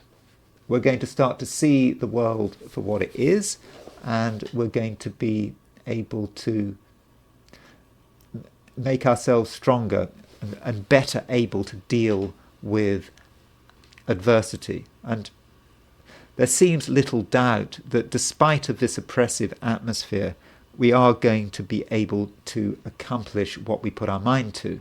It's just not going to be very pleasant. It's going to take us longer than expected, but still we will get there. Now, this hexagram 47 oppression, it does not move, but it does have a nuclear hexagram, the hexagram in the middle. The hexagram in the middle, we remove the top and bottom lines, so we take this line, the fifth, fourth and third becomes the top line, and the fourth, third and second becomes the bottom line. So the nuclear hexagram we get is hexagram 37, the family, and the Wilhelm translation of the I Ching puts the clan in parentheses after the family, so it's not necessarily just our family, but it's the grouping we are in. And maybe this is telling us about where the problems lie. Perhaps our family are not going to be as supportive or sympathetic as we would like. Not just our family as in the real family, but perhaps the group we're in, the clan we're in. People are just not going to be helpful. We're not going to get the support we need. Perhaps that's where the issue lies. But that is not the hexagram I got. Remember, this is just the nuclear hexagram, which is perhaps giving some context to the real hexagram, which is oppression, where it's just difficult to get things done. But there is a promise, not just that we will be able to complete the mission, but that in the process we will be strengthened. Okay, so it's now time to go back to the astrology. I did want to talk about Nigel Farage, but just one quick chart I want to look at before looking at Nigel Farage, and that is an attack probably done by the Israelis on, I think it was an Iranian consulate in Damascus in Syria, and it just happened. I think it's quite important, this event, because an Iranian brigadier general was killed, and the Iranians were saying that they need to get revenge for this. So it's just another event in the continuing saga of what's going on in the Middle East. So here is the chart for this airstrike, which I believe took place on April the 1st, 2024 in Damascus. And so the question is, how do we look at this chart for an airstrike? And by the way, I'm not saying that anything spectacular astrologically is there in this chart. I just wanted to look at the chart of an airstrike. And when we look at this chart, in the first instance, it doesn't seem too spectacular. We could say, oh, well, there's Venus-Neptune, there's a Venus-Neptune conjunction. It's in the 7th house, so it's kind of angular. So I suppose that is a possibility. Something that is hidden, Venus-Neptune, coming from nowhere. But how convincing is that really? What I find more interesting about this chart is the Moon and Uranus. Now, I do really advocate for the use of sesquiquadrates. I think that sesquiquadrates really are very important in astrology. I mean, I know that they can be difficult to spot, but I think you can get used to spotting sesquiquadrates. So, Moon exactly can sesquiquadrate Uranus. That can represent an explosive event, which is, of course, what we got with what we got with this attack. So that's one thing. But you could say, well, why in Damascus? Why did it hit when it hit? So that is a bit of an issue, isn't it? So we could look at midpoints, perhaps. So one approach is to look at midpoints and see what's going on. And one midpoint, when you're looking at events like this, you should always look at the ascendant midheaven midpoint. That is really important, the ascendant midheaven midpoint, because the ascendant midheaven midpoint is the time and the place. So if we want to find the ascendant midheaven midpoint, we can see that the ascendant midheaven midpoint is going to be around 3 degrees Leo, about there. So we might want to look at what's going on the ascendant midheaven midpoint, because that might give us some clues. And so there you can see that on the ascendant midheaven midpoint, we also had the Mars Aries midpoint was on the ascendant midheaven midpoint, and also the hypothetical planet Vulcan, which can be the power of the state, hitting this consulate. So that was one of the things going on at the time of this attack. But so far, I think you'd probably agree this doesn't feel very impressive. Then there is the moon. I think the moon may be more important, more interesting. And again, not immediately clear, but the moon you can see is at 528 Capricorn. And we need to remember this position, 528 Capricorn, because it relates to the lunation before birth. So what was there was a full moon before. There always is a full moon before an event. But what was a lunation before? There was a full moon on March the 25th, 2024. And this is a full moon set for Damascus. And you can see that the full moon was at 5-7 Libra. So this attack took place when the moon was exactly square the full moon. The moon was at 5 Capricorn, square the full moon. On March the 25th.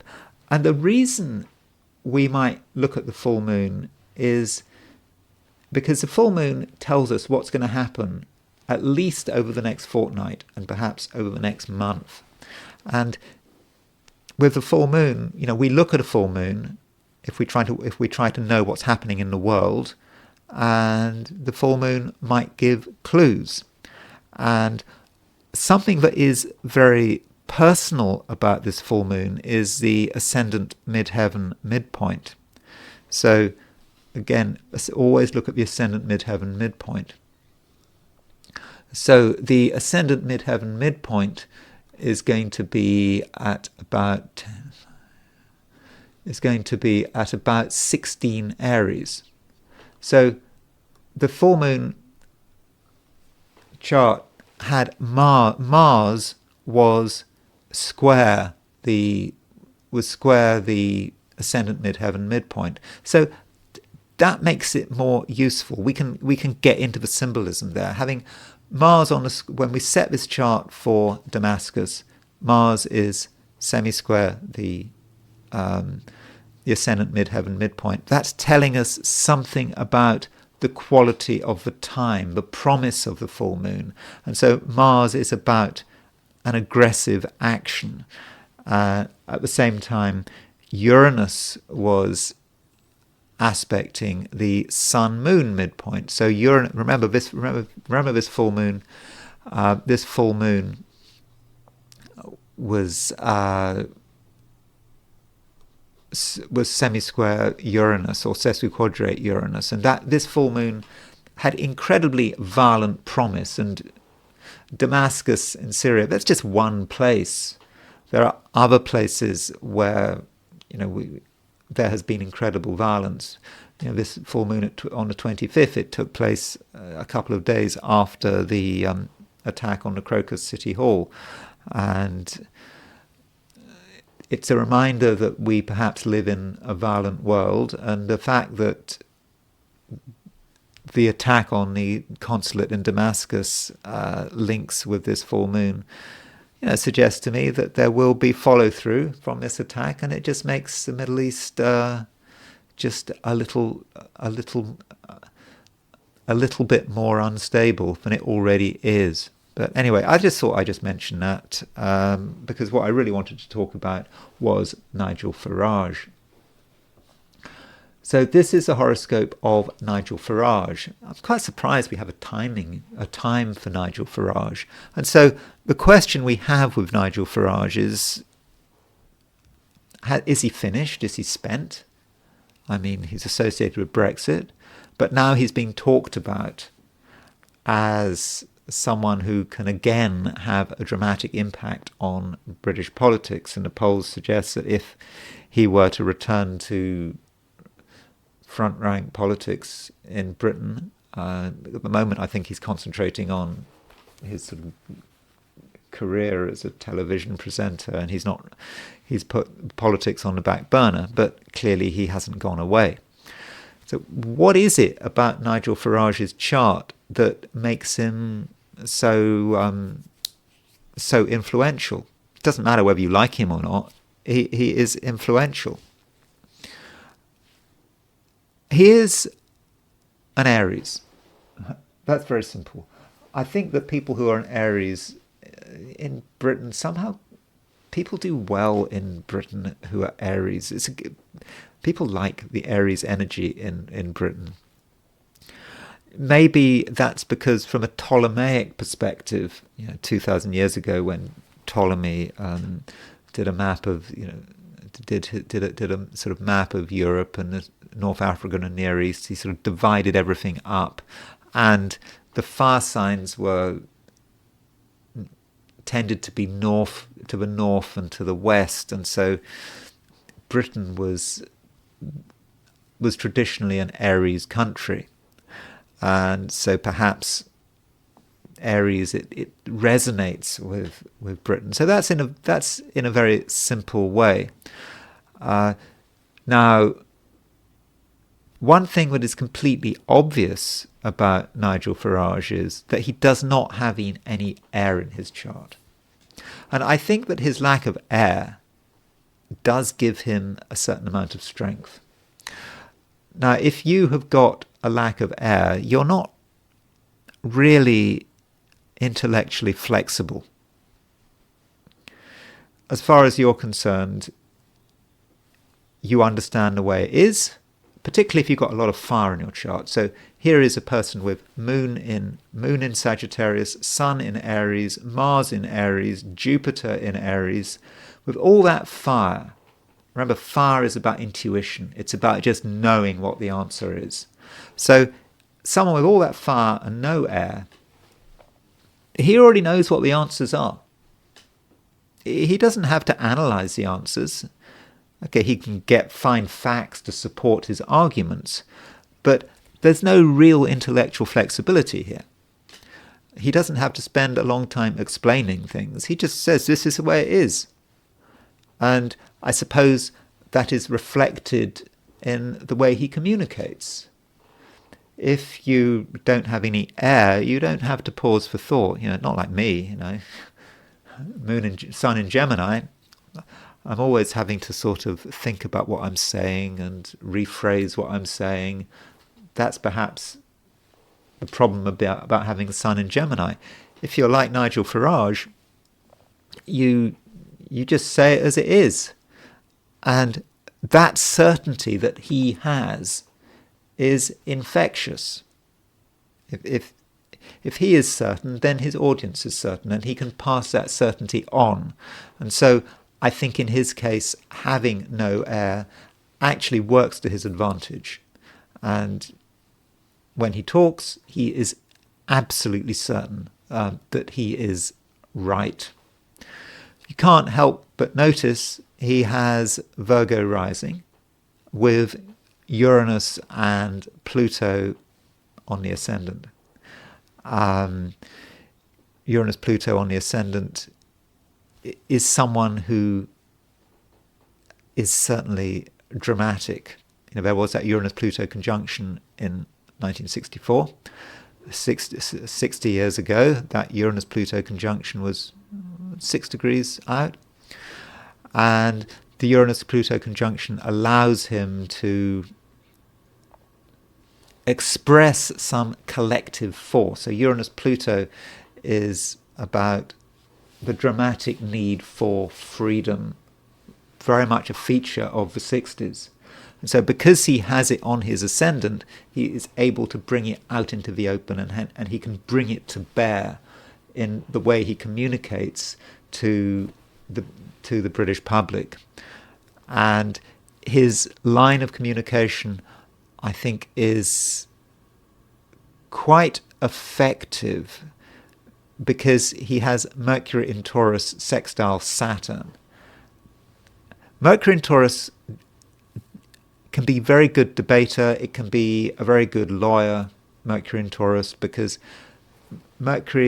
Taurus keeps Mercury in line. Mercury can focus on the things that matter, and then with sextile Saturn, more so. So things really can be focused in terms of what he wants. And Mercury in Taurus is, of course, very stubborn. It just follows a line of argument, keeps on that line of argument, doesn't allow itself to be deflected. And again, that is perhaps his strength as an orator. And also, he's got Moon in Sagittarius. I think he really does display that Moon in Sagittarius. And that Moon in Sagittarius is trine Jupiter. And Donald Trump has Moon in Sagittarius as well. I think that you'd agree that Nigel Farage is a much better orator than Donald Trump. But the Moon in Sagittarius is about communication. The Moon is a communication planet, not just Mercury. And Moon in Sagittarius can communicate in quite a spontaneous way, especially when it's trine Jupiter.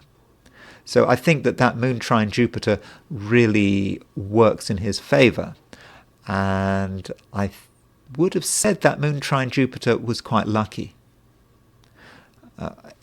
Okay, he hasn't been elected to the House of Commons, but he has a certain amount of luck in terms of European elections. I mean, he's been a member of Europe. He was a member of European Parliament from 1999 until Britain left the European Union. So I think that Moon Jupiter trine is a very important part of his success. Then we have the question about, well, what about now? What is happening in his life? I would have said that his enemies are certainly crawling out of the woodwork at the moment. Saturn is in Pisces. Saturn's been in Pisces since March of last year. So he has his Saturn in Pisces. So he had his Saturn return at the beginning of 2023. And so if you've got Saturn in Pisces, you could argue that is actually quite difficult. Your enemies are strong.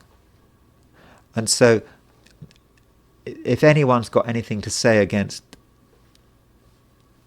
Nigel Farage, now they can say it. And so in terms of his political career, you could say, well, maybe this isn't so great. And at the moment, Mars is in Pisces. So we've got Mars conjunct Saturn is building up. So that Mars-Saturn conjunction is at around 14, is actually beginning of next month. And I think Nigel does have to be quite wary of that. I mean, when is that Mars-Saturn conjunction exact? That Mars-Saturn conjunction is at around 14 Pisces, around the 10th of April. So, okay, it's not exactly on his ascendant, but it's opposition his Pluto. It's pretty close, sorry, not exactly on his descendant, but I think that Mars-Saturn conjunction does suggest that he does have to be very cautious. And in general, having Saturn in Pisces is, at least from a Western perspective, isn't great. From a profection point of view, the age of 60 is important because 60 is 5 times 12. So if you profect each sign, one sign per year, so your profected sign, your sort of ruling sign, using this technique of annual profections, annual rulers, you start life with Virgo rising, though that's when he's born. So when he's 1 year old, it's Libra, 2 years old, Scorpio, 3, and then you go all the way around. And then when you're 12, you get back to where you start from your start point. Then 5 times 12 is 60. So when he hits his birthday today, Thursday, April the 3rd, it's Virgo all over. Virgo is a sign that matters. And I think it is a little worrying, the fact that he's got Saturn in Pisces. So Saturn is opposition Virgo. And so that Saturn in Pisces could start to be a real problem in his natal chart from his birthday onwards. Plus, transiting Saturn is in Pisces, and in the shorter term, Mars is in Saturn. Mars is in Pisces. So it may be the moment he hits his birthday, his enemies are really going to make themselves felt. So I think that is a real possibility. And my immediate reaction to this chart is, I'm thinking, maybe he shouldn't rush into things. I mean, I know there's a lot of pressure for Farage to get back into politics, and particularly as we've got local elections in May the 2nd. But I think he has to be careful. He certainly has to be careful in the very short term. And with Mars moving through Pisces, and Mars is going to be in Pisces through until the end of April, maybe he should give the local elections a miss. Maybe he should keep standing back. Another chart I want to consider with Nigel Farage is his Vedic chart. I mean, I've looked at his Vedic chart before, but this is just a sort of a reminder. And I think his Vedic chart has some quite interesting information here. Now, I've talked about Nigel having Saturn in the 7th house, and when we hear Saturn in the 7th in his Western chart, and particularly he's got his solar return. His Saturn return. So he had that last year. So Saturn in the 7th, you could say, well, that is a real problem. But from a Vedic perspective, it is a bit different. There's his Vedic first house. Remember, Virgo rising goes back into Leo. So that's Leo here. So he's got Saturn in the 7th in his Vedic chart. Now, in Vedic astrology, that means that he has Dik Bala, D-I-K, Bala, which is directional strength. Saturn has Dikbala in the 7th. And when you have in your Vedic chart Saturn in the 7th, Saturn actually becomes very strong. From a Vedic perspective, he's got super strong Saturn. Someone else who had Dikbala was Nicola Sturgeon. Now she had Saturn in her Vedic chart, not her Western chart. In her Vedic chart, she had Saturn in Aries in her 7th house. And I got really confused by her chart. I was just amazed at how long she lasted. I mean, I know that her political career eventually collapsed and had a disastrous ending, but she stayed as Chief Minister of Scotland for far longer than I expected.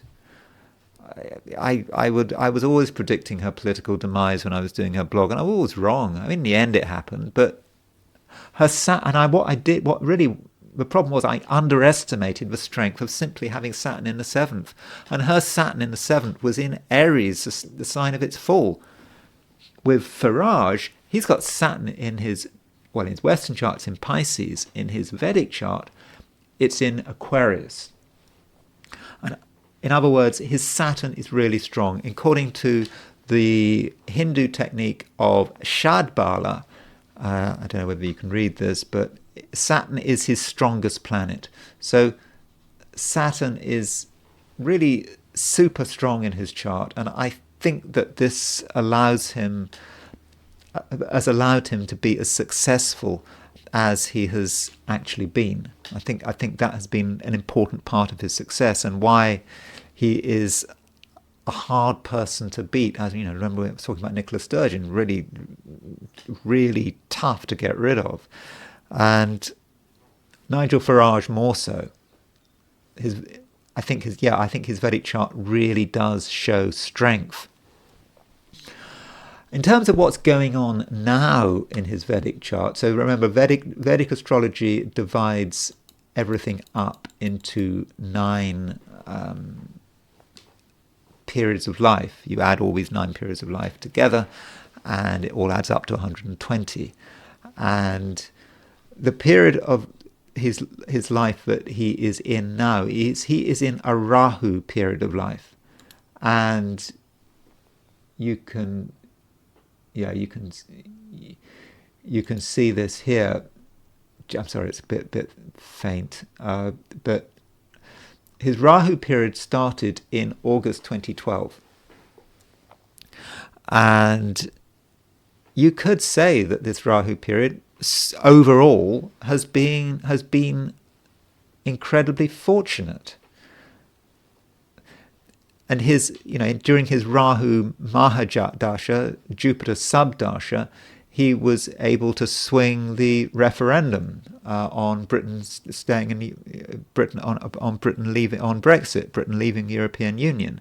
So since August 2012, he has overall been in a very strong position. And if you look at his Rahu, he has Rahu in Gemini, and Rahu is exalted in Gemini in the Vedic system. In fact, it's exalted, I think, in Gemini in the Western system, in traditional Western astrology. But Rahu is in a fortunate sign in Gemini. And so overall, this Rahu period has so far been pretty good for him. And he's, he has, you could say, achieved his ambition, which was Britain leaving the European Union, although now he's saying that Britain is backtracking. He's worried about Labour bringing us back into the European Union, all those kind of concerns. And his Rahu period actually lasts solidly through until 2030. So, I would take the view that certainly up until 2030, he's not going anywhere. To think that his political career is over, I would have that that's not necessarily true. And looking at his sub-periods, you've got the Rahu major period, and then you've got the sub-periods. In February of 2024, which I assume that would have been just after his I'm a Celebrity, Get Me Out of Here, or whatever he did. He did something in the Australian jungle. And I suppose that sort of helped his profile. But from February 2024, which was last February, through until February 2027, he is in his Rahu major period and his Venus sub-period. Now, Saturn is, according to Shadbala, Saturn is the strongest planet in his chart. Venus is the second strongest planet in his chart. And look at his Venus. In his Western chart, he has Venus at 29 Taurus. In his Eastern chart, he's still got Venus in Taurus. So Venus is in its own sign. Not just that, but Venus is in the 10th house. So that strikes me as being a very fortunate Venus. And the sub-period involving Venus has only just started in February, and that runs through until 2027. And I would take the view that, that's evidence that he is really not going anywhere. Now, you could say that at the moment that he's just focusing on his career. That's possible. That he's just going to, whatever, he's working for GB News and he's interviewing Trump. Maybe that's what he's doing. And perhaps he should continue doing that for the time being. I do think that this period from this birthday that he's got today through to his next birthday, because perhaps of the annual perfection being covering Virgo, I think it could be a difficult year where his enemies are going to be strong. So maybe he should sit this year out. But 2027, there are a few years to run there. And so looking at his Vedic chart and the fact that this period he's in, his Rahu Dasha, runs through until 2030, does indicate to me that Nigel Farage, he's not done with Nigel. We're not done with Nigel Farage. I think in many respects he's got quite a fortunate chart, certainly a fortunate Vedic chart, and astrology aside, we know that there is a complete deficit of charismatic politicians in the UK. The charismatic politicians who we do have tend to be populists, like George Galloway, Nigel Farage, I suppose Boris. I'm not convinced that Boris has gone away. I mean, I know I was completely negative about Boris in my previous video, but that doesn't mean to say I think that Boris has gone forever. I've got a hunch Boris will be back. And there's no competition, is there, in terms of charismatic politicians? Because not yet. There's no Tony Blair. I know a lot of people can't stand Tony Blair, but when he was on his peak, he was very effective. And so overall, looking at Nigel Farage, I would advise him to possibly stay out of politics for a bit longer, maybe for the next year, provided he can help him, provided he can resist the temptation. I think there are some dangers to him, and I think that Mars-Saturn conjunction next month could be difficult. I think he does need a bit of caution, but overall, yes, for the next couple of years, he is in a strong position, and I would have said probably until 2030, which is another 6 years, and maybe longer from 2030. But I think if you're a fan of Nigel Farage, I think there's plenty of scope for optimism. So that's it for Nigel Farage. Thank you for listening to me. I hope you found that of some interest. If you enjoyed this video, I would of course be grateful if you were to like it. If you're not subscribed, I would be very grateful if you were to subscribe. And if you want to buy me a coffee, there is a link in the description. Thanks for listening, and I will talk to you again tomorrow.